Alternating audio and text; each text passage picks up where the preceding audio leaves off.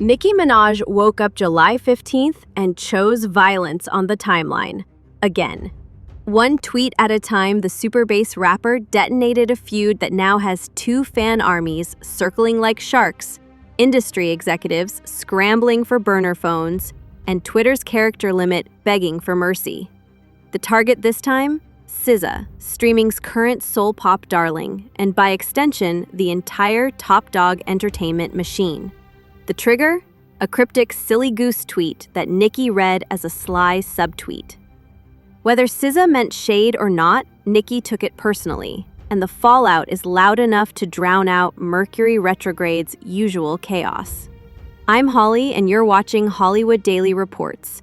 If you live for digital dramatics that spill into real-world headlines, hit that like button, smash subscribe, and keep your notifications on, because today's beef is still sizzling. Nicki's rage didn't start with EZA at all.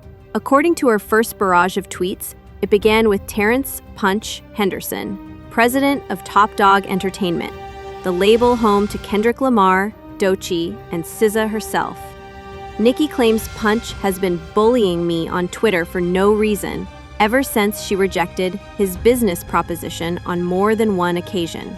She even screen captured an old DM request from Punch, context withheld, and announced, "So glad I have proof of being lied on by a man publicly."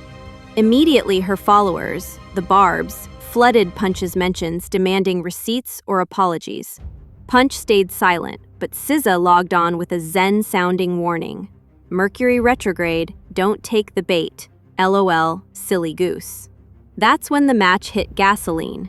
Nicki quote-tweeted EZA's line, "No @ mention needed," and sneered, "Go draw your freckles back on, bookie." The insult references EZA's signature faux freckle makeup, but it was only the opening jab. Nicki fired off a volley, bitch looking and sounding like she got stung by a fucking bee, followed by a self-mocking stage direction, "Draws on my fake freckles," as if to prove anyone can play the vanity game. Once the appearance angle was exhausted, Nicki pivoted to numbers. She zeroed in on SOS, EZA's blockbuster 2022 album that just hit 9 times platinum and spent over 80 weeks in the Billboard 200 top 10, a feat surpassing even Michael Jackson's Thriller.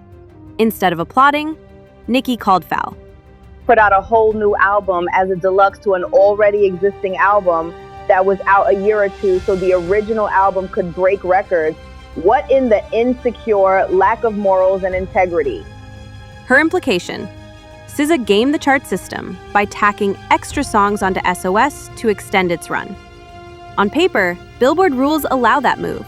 Artists from Lil Uzi Vert to Dua Lipa have done it. But coming from Nicki, who has her own record-breaking history, the blast felt like both professional jealousy and an integrity verdict. EZA's reply, true to her style, avoided direct combat. When a fan cautioned that the Barbs were going to drag her for filth, EZA brushed it off. "I get bullied by millions online every day, then step my ass out on a packed stadium tour where people show me real love in real life," she tweeted. "My parents are healthy and I'm the most successful I ever been. Get some perspective and bark at the wall." Translation: Twitter is noise, ticket sales and family blessings are facts. Behind the tweets lurk deeper dynamics. First, there's the climate of deluxe album suspicion. Critics argue these expanded versions artificially inflate streaming counts. Defenders say they're fan service. Nicki's discography includes several deluxe drops. Remember Pink Friday, Roman Reloaded, the re-up? So her outrage sounds selective. Second, there's the woman-on-woman scrutiny about looks. Nicki mocked freckles, bee-sting swelling, and even a rumored nose job.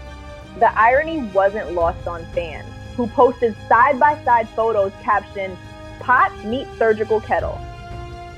Some industry watchers think Nicki's real issue is timing. Her upcoming Pink Friday 2 Deluxe still fights for chart headlines, yet EZA's prolonged SOS run keeps hogging top 10 real estate. By casting doubt on EZA's achievement, Nicki pressures the media to question whether deluxe success equals organic dominance. Meanwhile, EZA's camp is focused on her sold-out arena tour, where nightly crowds belt Kill Bill loud enough to drown out most. What about Punch? Still quiet. Sources close to TDE whisper he sees the situation as a lose-lose. Engage and feed Nicki's narrative, or stay silent and watch her drag the label's flagship artist unchecked. Either way, TDE's next quarterly call with Interscope will likely feature a crisis management slide. Fan armies, of course, are past management. The Barbs combed SZA's old interviews for contradictions. SZA's supporters, the Solars, countered by trending the hashtag SZA outsold and posting her touring grosses. The war extended to Spotify, where listeners mass report each other's fave tracks for alleged offensive content, hoping to trigger takedowns. Spotify says such flags won't affect playability, but admits moderation teams are seeing an uptick. Do these spats hurt careers? Short term, they spike streams. Any mention of SOS or Pink Friday 2 Deluxe sends curious users into listening mode. Long term, constant beef can erode crossover goodwill. The mainstream pop audience that propelled Nicki's super bass and SZA's Nobody Gets Me isn't fond of daily Twitter tantrums. Rans watch too. Fresh off her Fendi capsule, Nicki has to consider how new insults align with family-friendly sponsorships. SZA, eyeing skincare deals, can't afford to look petty either. So where do we go from here? Nicki usually smolders a few days before moving to the next target. If SZA maintains radio silence, the news cycle may pivot. Or Punch could finally post receipts that pour rocket fuel on the fire. Either way, deluxe albums won't disappear.